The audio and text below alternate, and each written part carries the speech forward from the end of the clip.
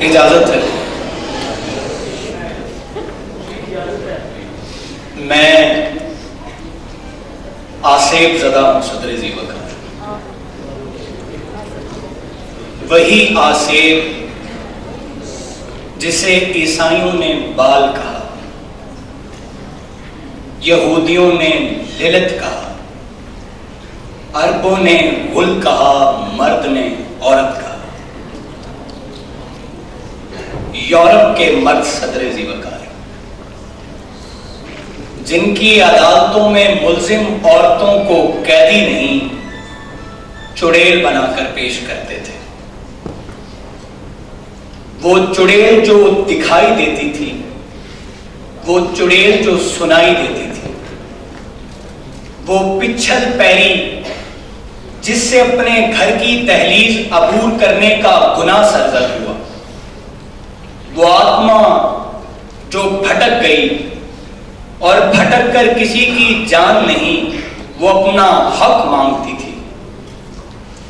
اس کے پیروں میں بیڑیاں نہیں روایات تھی، اس کے ہاتھوں میں رسیاں نہیں خاندانوں کی حرمت تھی، اس کی گردن میں توق نہیں پدر شاہی تھی، اس کے جسم میں گوشت نہیں مرد کی انا تھی۔ یہ کیسی عدالت تھی صدر ذی وقار کہ جہاں منصف ہی مجرم تھا، جہاں قاضی ہی مقروض تھا، جہاں وکیل فقط ملزم کی چیخیں تھیں، اور بھری عدالت میں ابن آدم کی صدا اٹھتی تھی کہ بنت حوا حاضر ہو، اور جب وہ حاضر ہوتی تھی تو اس کی ہر دلیل پر ماضی کی ایک دلیل حاوی ہوتی تھی کہ یہ ایک عورت ہے۔ تو صدر علی وقار پھر آج ایک دلیل اس آصیب زدہ جسم کی بھی سنیے، اور حضرت انسان کے کارناموں کا حساب رکھنے والے مورخین کے گریبان میں ہاتھ ڈال کر پوچھئے کہ ہم بدبوداروں نے یورپ میں کتنی بد کردار، بد زبان، بد گمان اور بدتمیز بدروحوں کو زندہ جلا دیا۔ اور صدر علی وقار پھر یہاں کی ہر عورت اپنے خالق حقیقی سے مخاطب ہو کر پکارتی ہے کہ جہاں بھونچال بنیادیں فصیل و در میں رہتے ہیں، ہمارا حوصلہ دیکھ ہم ایسے گھر میں رہتے ہیں، یہی محسوس ہوتا ہے کہ پرائے گھر میں رہتے ہیں۔ اقبال نے اسے پیغمبر بے جبریل بلایا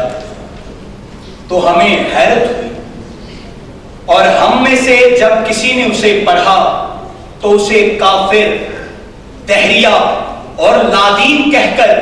کتابوں کے کسی بوسیدہ صندوقچے میں پھینک دیا،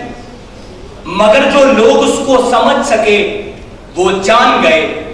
کہ حکیم الامت اور پیغمبر بے جبریل کا ایک گہرا تعلق تھا۔ اقبال نے سوال ہمارے گھر کی خستہ حالی پر اور مارکس نے سوال اس کی بنیادوں پر اٹھایا تھا،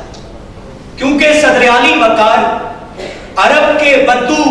لڑکیوں کو زندہ درگور کرتے تھے۔ پھر ہم آئے اور فیصلہ کیا کہ ہم ان کو زندہ رکھیں گے اور روز درگور کریں گے۔